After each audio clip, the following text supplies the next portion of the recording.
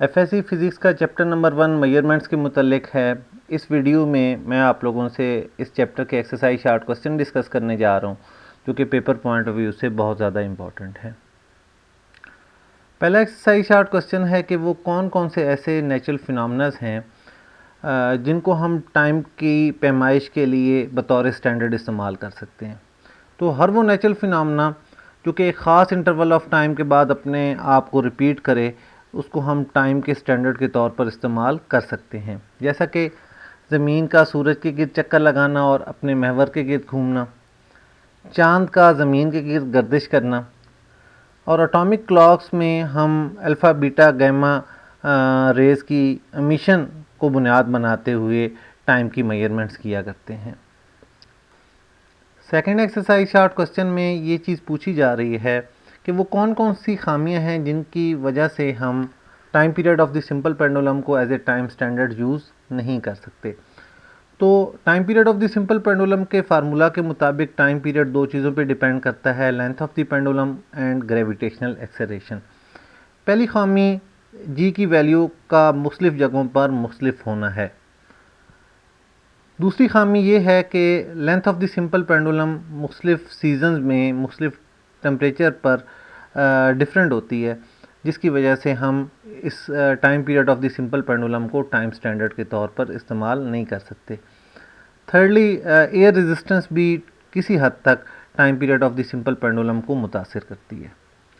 तीसरा बड़ा अहम क्वेश्चन है कि एक physical quantity amount of substance जिसकी पैमाइश के लिए हम दो यूनिट इस्तेमाल करते हैं, किलोग्राम और मोल। ऐसा क्यों है? तो इसका जवाब ये है कि किलोग्राम और मोल दोनों बड़ी अहम यूनिट्स हैं जिनको अमाउंट ऑफ सब्सटेंस के लिए की मेजरमेंट के लिए हम इस्तेमाल करते हैं।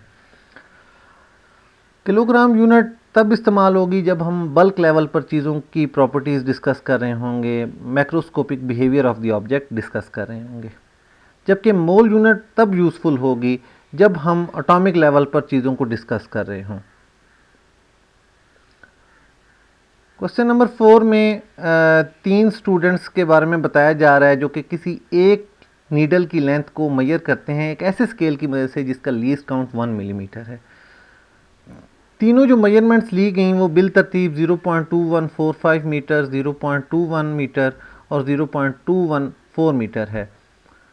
पूछा ये जा रहा है कि कौन सी मेजरमेंट दुरुस्त है और वो क्यों दुरुस्त है। इसका जवाब ये है कि थर्ड मेजरमेंट दुरुस्त है।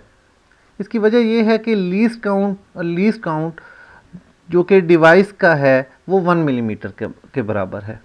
उसको अगर हम सिस्टम इंटरनेशनल की यूनिट मीटर में कन्वर्ट करें तो उसमें 3 डेसिमल प्लेसेस आते हैं। इसी वजह से तीसरे स्टूडेंट की मेजरमेंट दुरुस्त होगी क्योंकि उसमें 3 डेसिमल प्लेसेस का जिक्र है। क्वेश्चन नंबर 5 में किसी पुरानी कहावत का हवाला दिया जा रहा है कि किसी चेन की स्ट्रेंथ का अंदाज़ा उसके वीकेस्ट लिंक से लगाया जाता है। पूछ ये रहे हैं कि एक्सपेरिमेंटल डाटा की कंप्यूटेशन के नतीजे में हासिल होने वाले रिज़ल्ट को हम इस पुरानी कहावत से कैसे रिलेट करें।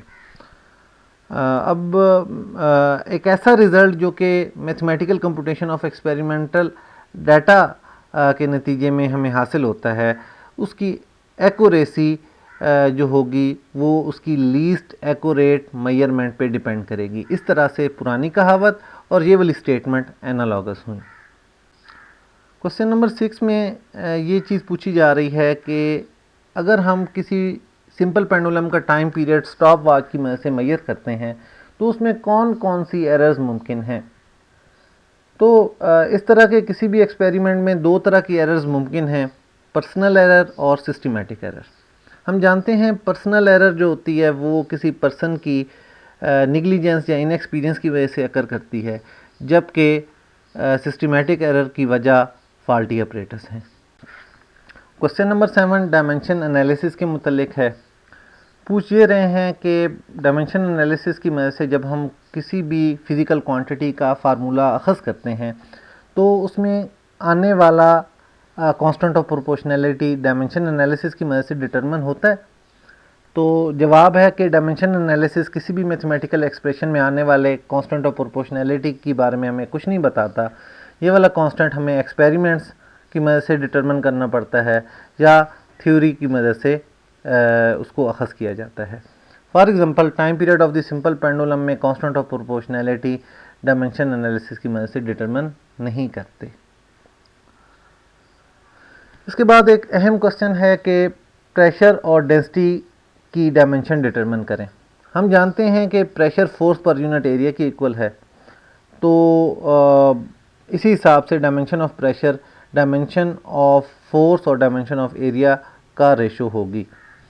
अब जो फोर्स है वो मास और एक्सेलरेशन का प्रोडक्ट होता है, इस हिसाब से फोर्स की डायमेंशन mlt-2 हुई और एरिया की डायमेंशन L स्क्वायर होती है। ये वाली दोनों डायमेंशन जब हमने यहाँ पे पुट की फार्मूला के अंदर, तो हमारे पास final result ml inverse t-2 आया। इसी तरीके से जो डेंसिटी है वो मास पर यूनिट वॉल्यूम की इक्वल होती है।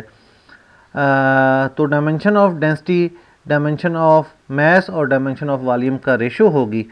मास की जो डायमेंशन है उनको जाहिर करने के लिए कैपिटल M सिंबल और वॉल्यूम की डायमेंशन बताने के लिए L³ इस्तेमाल करते हैं। इस तरह डेंसिटी की डायमेंशन ml।